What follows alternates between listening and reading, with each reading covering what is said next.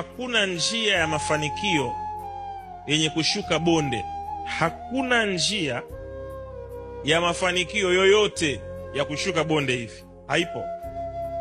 Ndio maana wanaofanikiwa ni wachache, kwa sababu wengi wana give up. Nataka utajiri, roho ndogo. Utaweza wewe? Mnataka mafanikio, roho ndogo. Sacrifice ya mwezi, kuumia mtaki, kumwaga jasho mtaki, kusafiri hamtaki, kulaumiwa hamtaki, kujitenga hamtaki, kupotea mjini hapa hamtaki.